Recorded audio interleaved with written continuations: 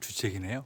제가 뭘 하면서 눈물을 잘 안 흘리는데 오늘 왜 이무리한 행복을 해가지고 딴 때는 제가 거리에서 볼 때는 파워풀하게 힘차게 쓰거든요. 오늘은 제가 설교를 준비하면서 며칠 됐더니 갑자기 시작하자마자 지금 눈물이 나가지고 좀 민망한데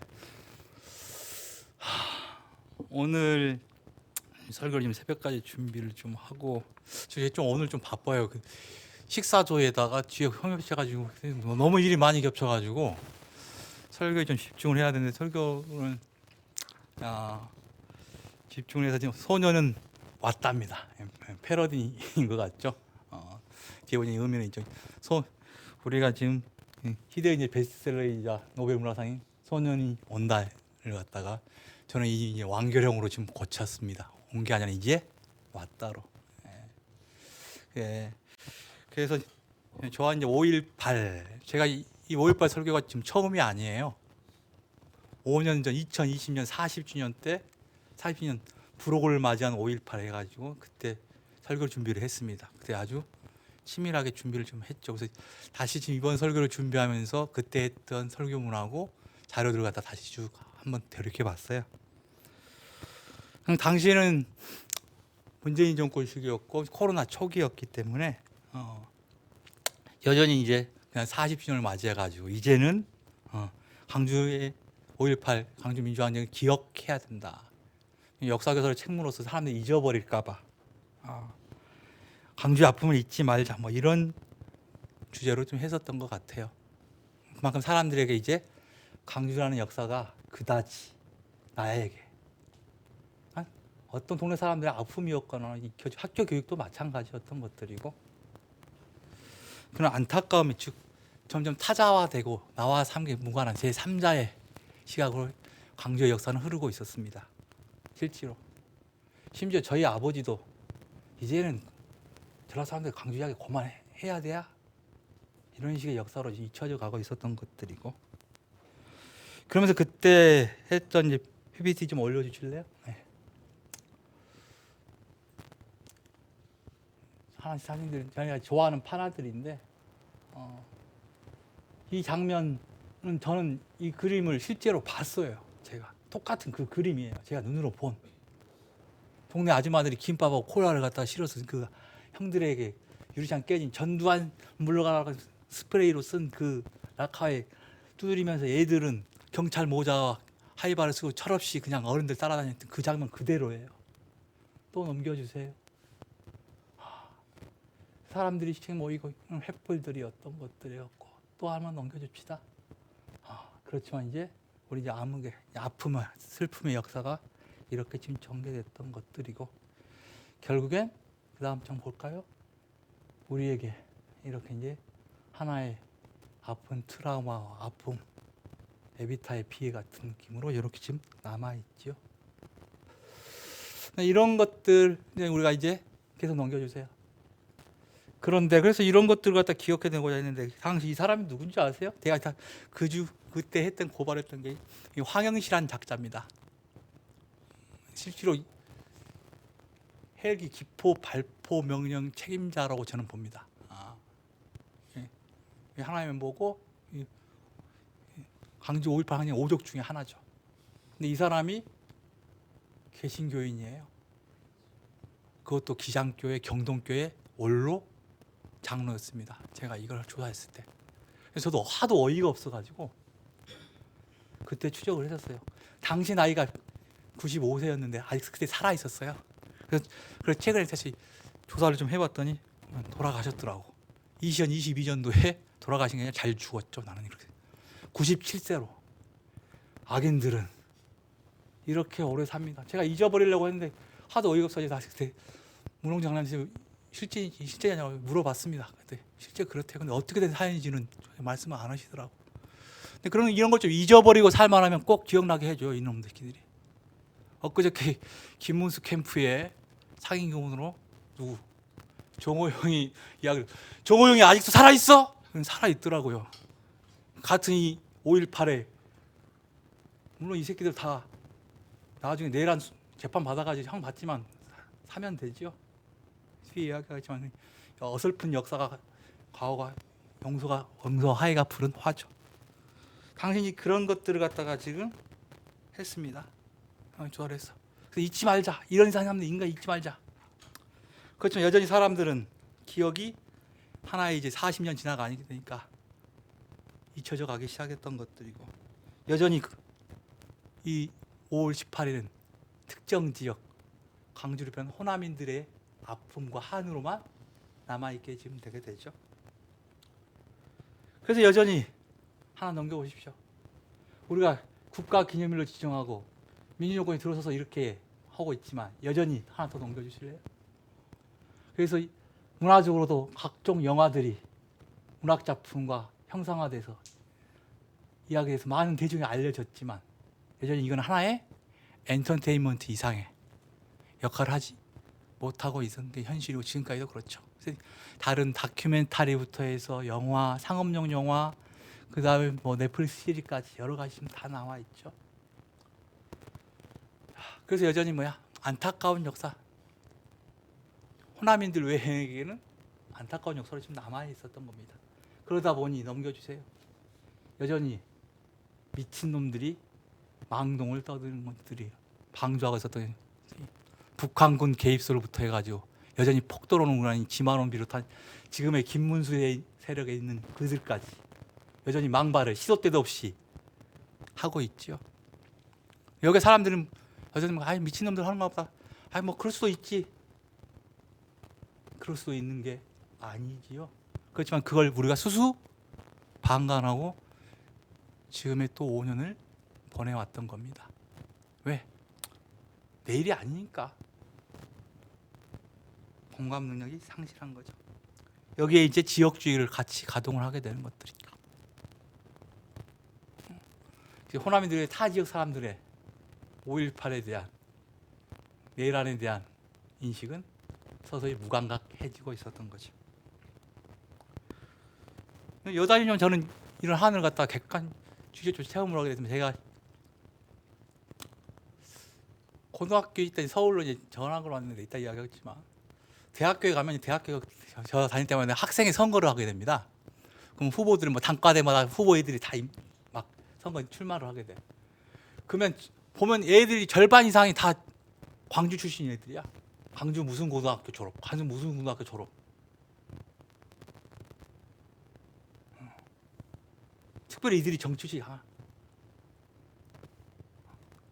그래서 저는 안타까웠어요. 그 심정이 저놈들은 미친놈들이구나. 왜? 그 기억을 갖다 가지고 있는 세대가 된 거죠.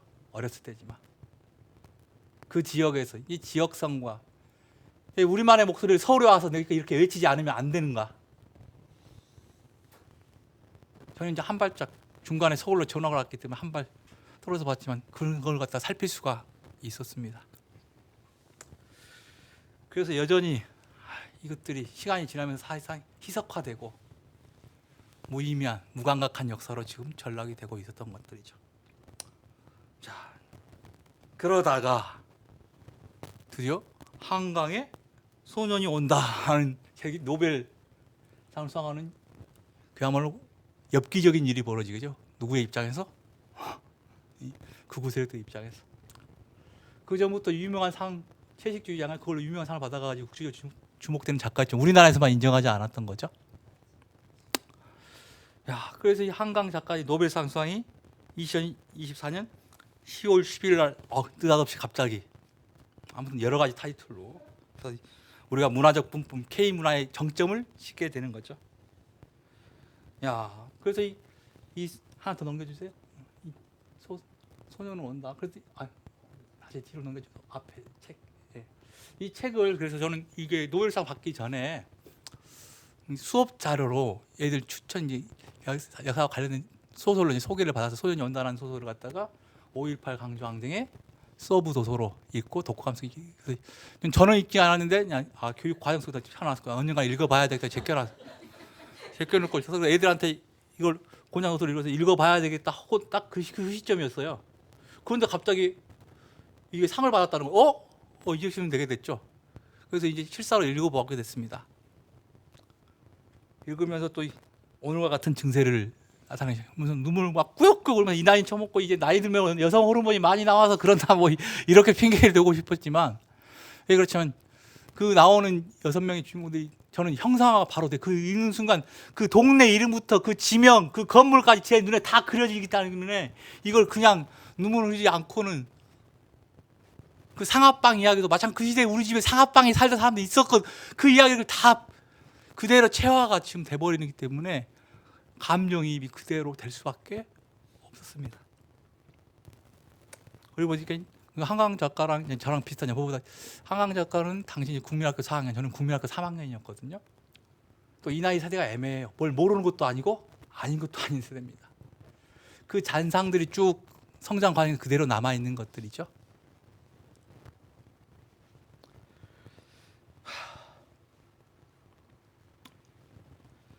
그래서 역사의 공간에, 역사의 시대에 어느 시점에 지금 태어난 것이 저의 개인의 삶의 어느 하나의 좀 운명처럼 받아들이기도 하고, 저는 그렇게 좀 살게 되었습니다. 거기 나오는 주인공 중학교 3학년 형, 그 이야기 바로 이제 우리 큰형 또래 위인데, 그 남 이야기가 아니고 바로 내 이야기고 내 자아와 관련된 이야기가 좀 됐죠. 그런데 이 젠장 이런 소설이 노벨상을 타? 기뻐하고서 막 박수치고 있었는데, 여기서 또 역사의 아이러니죠. 2달도 채 안 된 12월 3일 똑같은 상황이 벌어지게, 지금 내란이, 계엄과 함께 내란이 발생하게 좀 됐죠. 그래서 지금 생각해보면, 지금은 이렇게 하지만 만약 이게 성공했으면 좀 어떻게 됐을까요? 노벨상 수상자는 감금당하거나 이렇게 됐고, 제 인생도 그렇겠죠. 그래서 우리가 쭉 지켜봤죠. 그래서 바로 이 내란의 밤과 계속해서 봅시다. 그에 대한 우리가 이 내란 정신에 대한 이 희민의 물결, 바로 이제 촛불, 그다음에 바로 이제 봉, 이 빛의 혁명과 함께 내란을 갖다가 저지하고 탄핵을 이끌어내고 최종 탄핵 판결로 해서 이 계엄을 갖다가 진압하는 지금 과정에 지금 서 있고, 마지막 문턱에 지금 서 있습니다. 그래서 이 80년 그 소설에 봤던, 방금 우리 기도에 나오지만 죽은 자가 산 자를 살리는 역사가 실제로 이루어지게 지금 내 눈앞에서 바로. 그래서 저는 한강 작가의 노벨 수상부터 지금까지 과정이 우연이라고 생각하지 않습니다.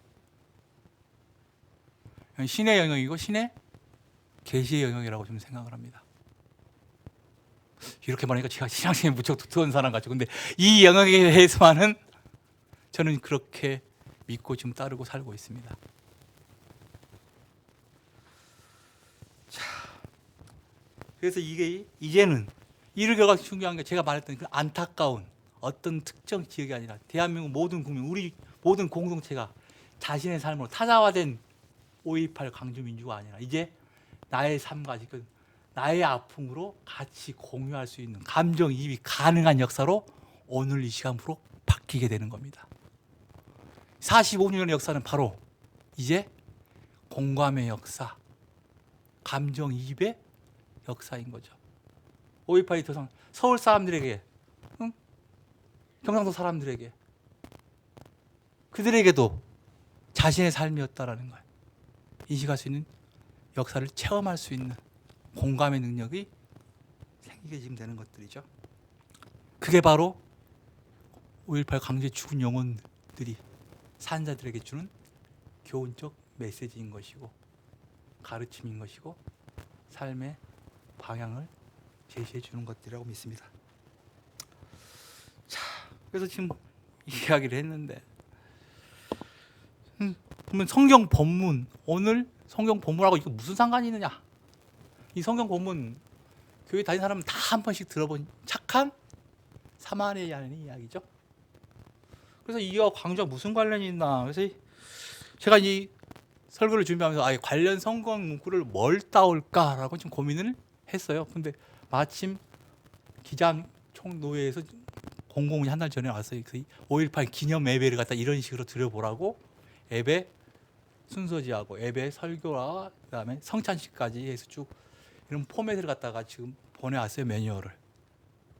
그래서 이 모임이 다음에 2030년에 5.18 50주년에 뭔가 기독교 차원에서 뭔가를 갖다가 준비하는 모임이더라고요. 그래서 목사님한테 연락해서 여쭤봤죠. 이러이러하다라고. 지금 여담이지만 제가 앞으로 또 5년이 후딱 지나가지고 50주년 때 또 어떤 설교를 5.18 설교를 할 수 있을지도 모르겠어요.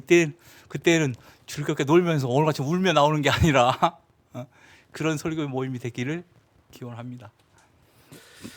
그래서 그 성경 문구, 저 왜 이걸 잘하냐면 이게 사회 교과서에도 실려 있거든요. 착한 사마리아인, 주로 알고 있지만 이게 다 뭐 때문에 넣냐면 이거 봐요. 이 구조를 강제하는 법이죠. 착한 사마리아인 법이라고 그래가지고 남의 불행을 방조하는 것 자체는 또 이거 법으로 처벌해야 된다. 시사적이고 또 논술적 주제로 자주 이용하게 됩니다. 적극적 구제를 갖다가 법으로 강제할 수 있느냐 이거죠. 오늘 이제 법에서 이제 그걸 실시하는 나라도 몇 개 있다라고 그래요. 벌금 뭐 이런.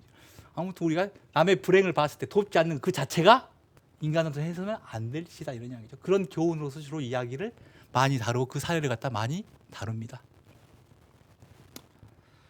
그렇지만 이 구절에서 저는 이제 그런 상식인데 오늘 구절의 포인트를 보는데 왜 이걸 갖다가 이 구절을 갖다가 이 목회자가 선정을 했나? 그 다음에 중요한 거는 34절 구문에 나오는 상처의 포커스를 잡았더라고 이 목회자가.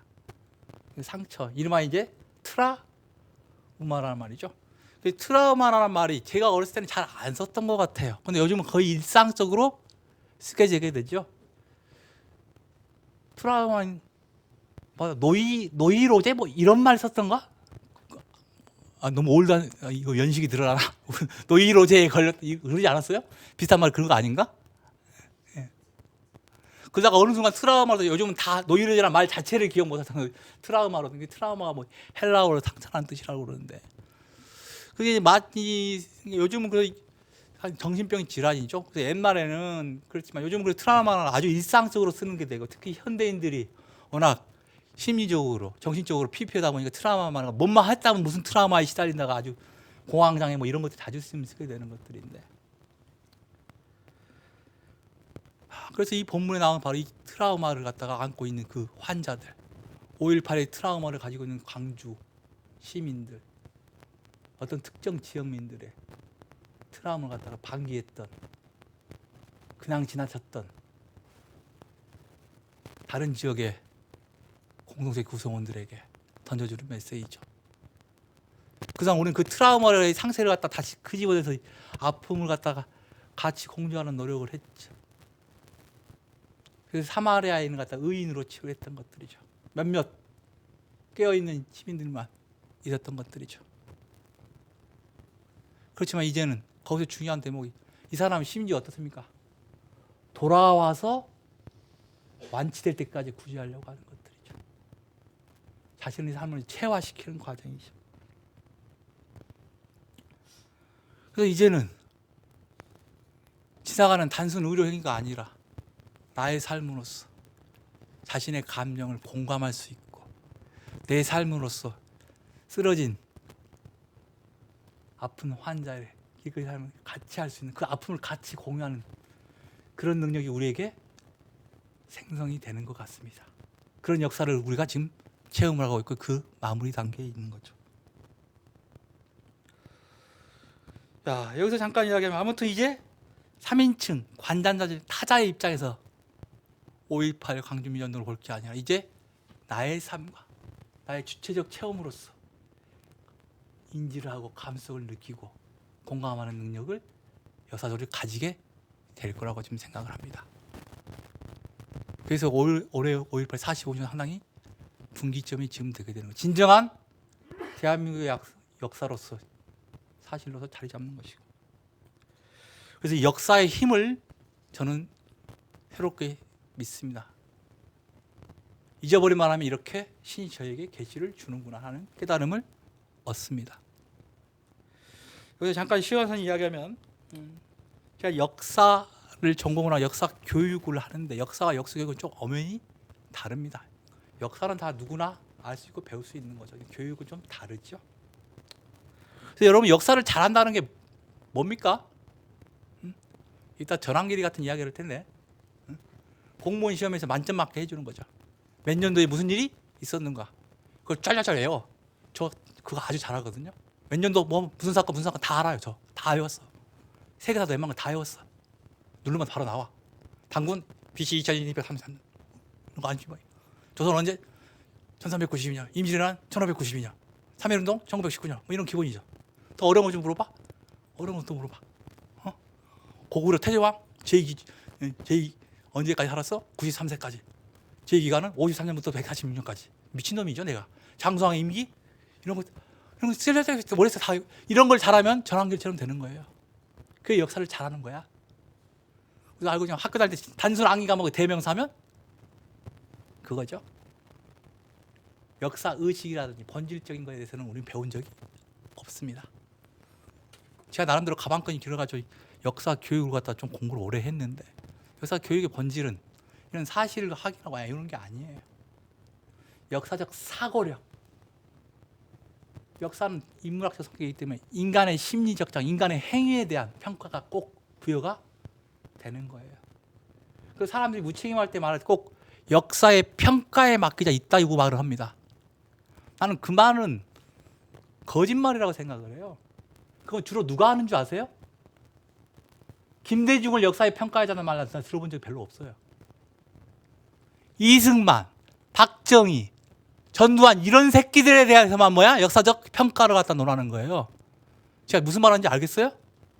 응? 공과 가가 있지 않느냐. 근데 본질은 그들이 과가 많기 때문에 그따구 언설로 장난을 치는 거예요. 어줍지 않게 그런 이야기로 가치 중립적인 사람들 속는 겁니다. 저는 그래서 그런 말 믿지를 않아요. 그러면 네가 편향됐다.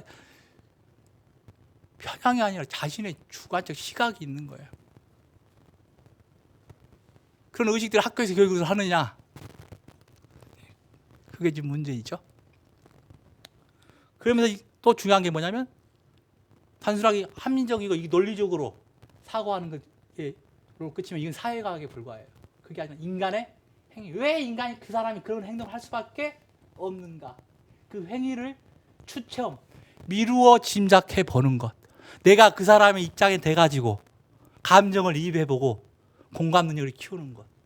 이것이 역사교육의 가장 중요한 목적이고 그런 것들을 상상적으로 이해하는 것. 역사적 상상이라는 개념이 그렇게 중요해요. 이건 실제로 이론적인 부분. 그게 바로 이거죠. 즉 5.18을 통해서 5.18에 몇 월 몇 시에 무슨 사건이 벌어지고 누가 총을 쐈고 누가 이 사건의 리스트가 중요한 게 아니라 그것들이 어떤 의미가 있고 거기에 있던 사람들의 가해자의 입장과 피의자의 입장에서 나는 어떤 능력을 갖다가 공감할 것인가 이거를 가르치는 게 역사 교육자의 소명인 거고 역사 교육의 목표인 것들이죠.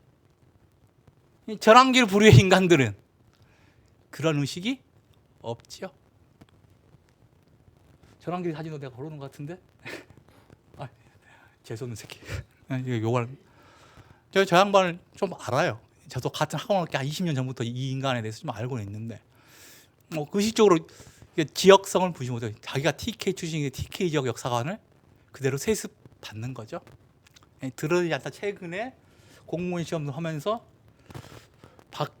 박정희보다는 이승만을 서서히 찬양을 하기 시작하더라고요. 그러면서 약간 냄새가 나기 시작을 했는데 이런 사람들이 뭐 전공자 비공자가 저는 이 사람들은 역사 교육자가 아닙니다. 그냥 역사적인 엔터테인먼트예요. 이런 사람들 제발 역사학자라고 어디 가서 이야기를 하지 마십시오.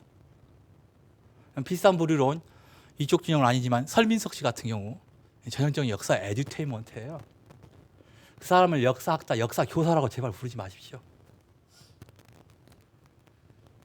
저 같은 사람은 항상 모욕감을 느껴요. 물론 저는 그 원절에서 왔다리 갔다리 했기 때문에 저도 할 말은 없는데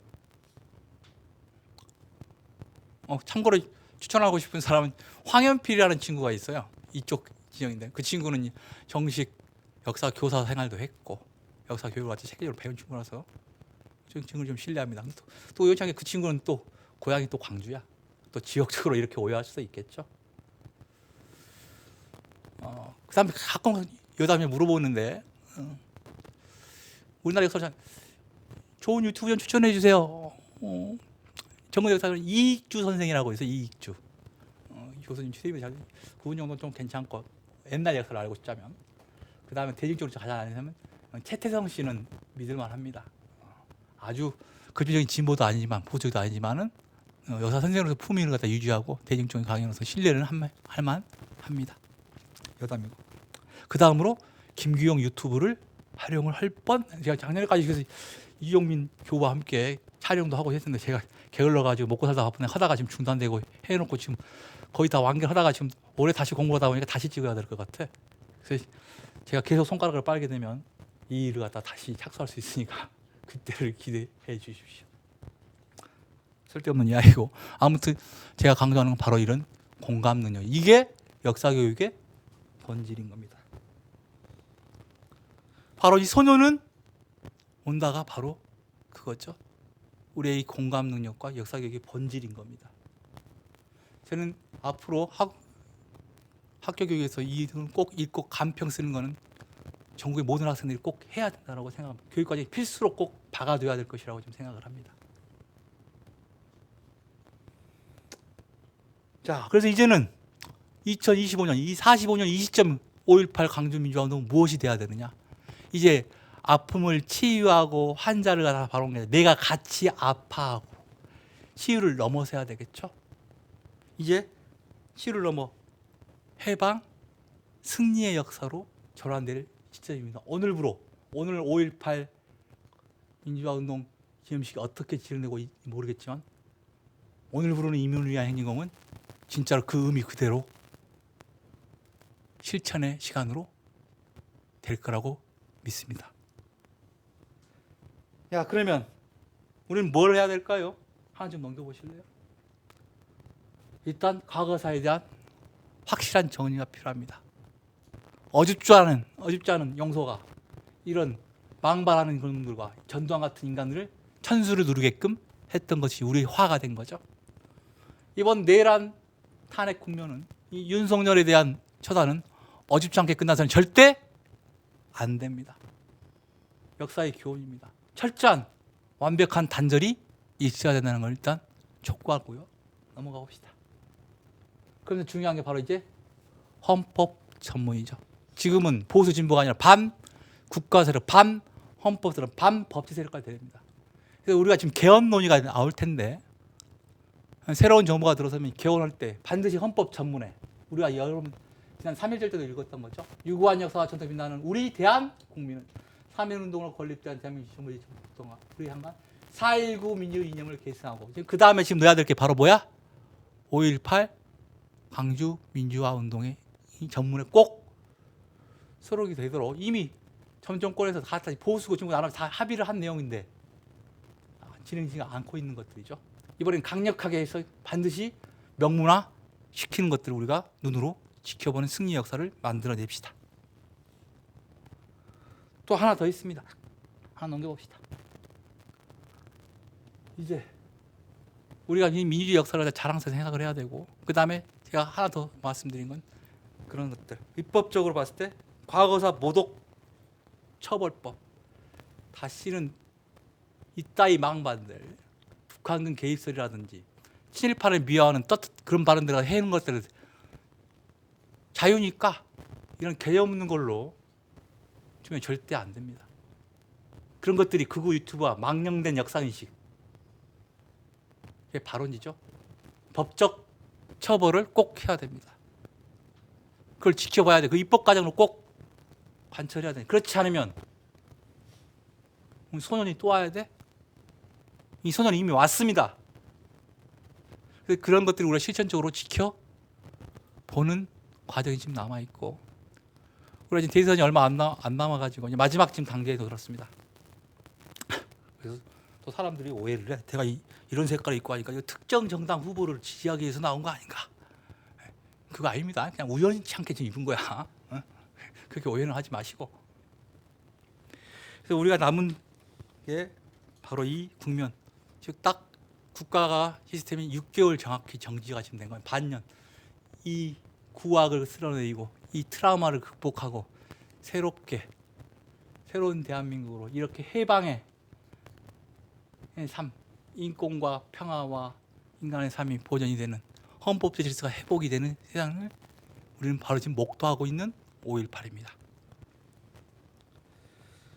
자, 이를 계기로 12.3 계엄 사태 정식으로 계기로 해서 이제 5.18 민주화운동 45년의 역사는 특정 지역민의 한이 아니라 대한민국 모든 이들이 자신의 아픔으로 함께 느끼고 트라우마를 치유하는 역사입니다. 나아가 십자가를 조롱하고는 이들의 이기는 부활 승리의 주님의 역사이고 공의의 하나님 나라가 구현되는 역사의 출발점입니다. 우리 이 길에 함께 합시다.